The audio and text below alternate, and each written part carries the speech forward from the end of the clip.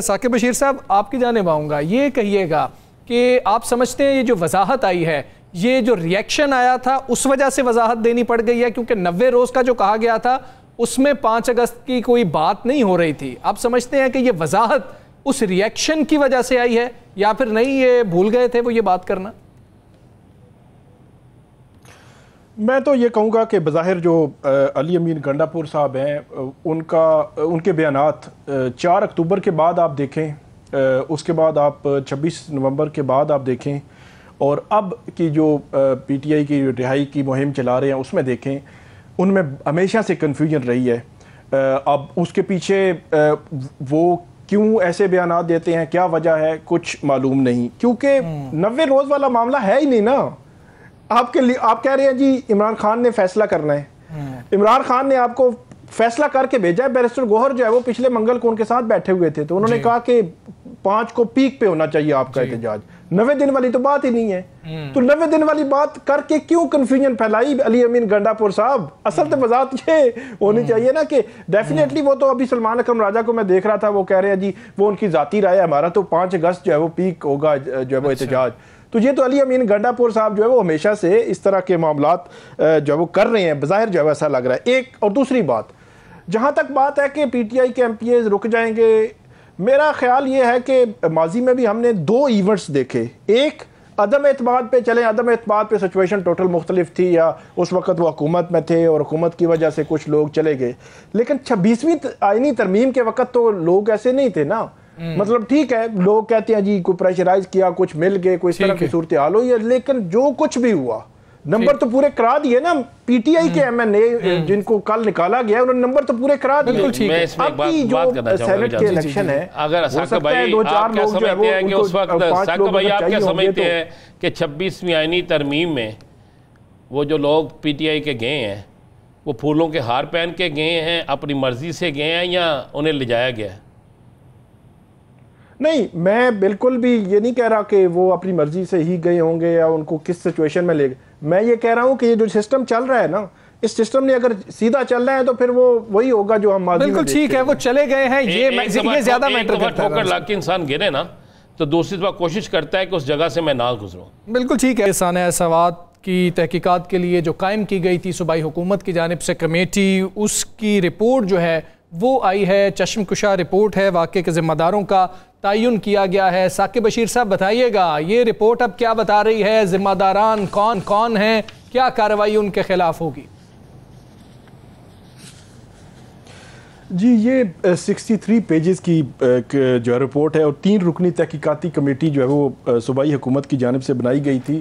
میرا خیال ہے اس کمیٹی نے کام جو ہے وہ اچھا اس لحاظ سے کیا ہے کہ انہوں نے ایک لمحے کو جس کی ذمہ داری تھی اس کو دیکھنے کی کوشش کی ہے. تمام لوگوں کے بیانات ہوئے ہیں اور اس کی جو اکوپمنٹ تھا اس کو روکنے کے لیے، بتانے کے لیے، جو دریا کی کیا پوزیشن ہے، قبضے ہیں نہیں ہیں، ہوٹلز، انتظامیہ، سیاحت کا محکمہ، یہ سب کو اس کے انٹرویوز ہوئے ہیں اور اس کے بعد یہ رپورٹ جو مرتب کی گئی ہے.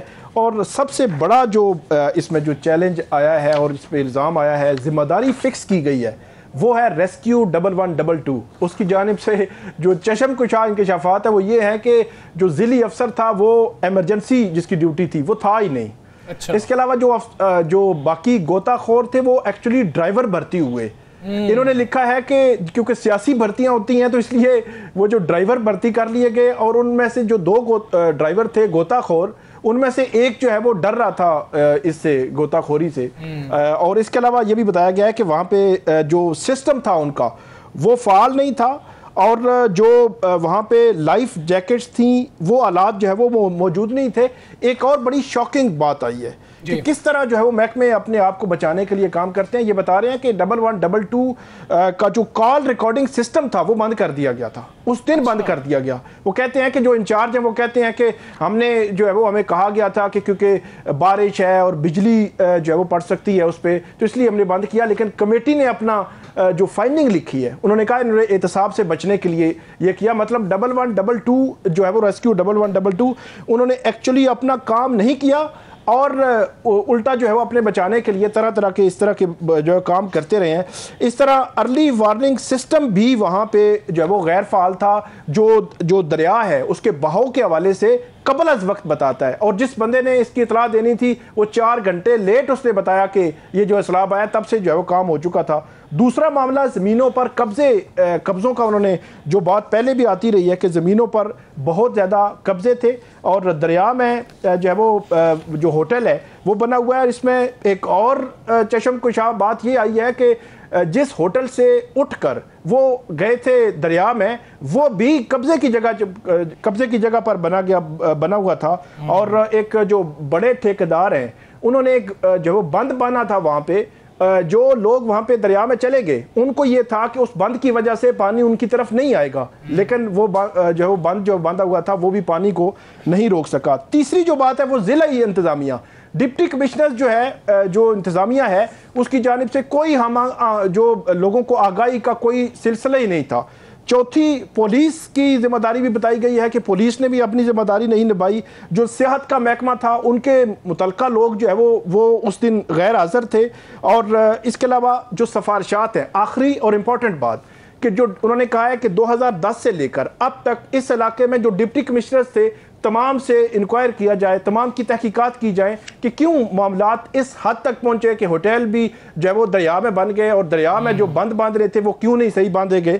اس کے علاوہ جو آخری بات کی گئی کہ جو سوات میں جو ایمرجنسی سسٹم تھا دریا کا وہ کیوں غیر فعال تھا, کیوں نہیں کام کر رہا تھا, اس کا مکمل جو ہے وہ آڈٹ کروایا جائے. اور جو ریسکیو 1112 اور یہ متعلقہ جتنے بھی لوگ جن کی نشاندہی کی گئی ہے ان کے خلاف مزید جو ہے وہ تحقیقات کی جائیں.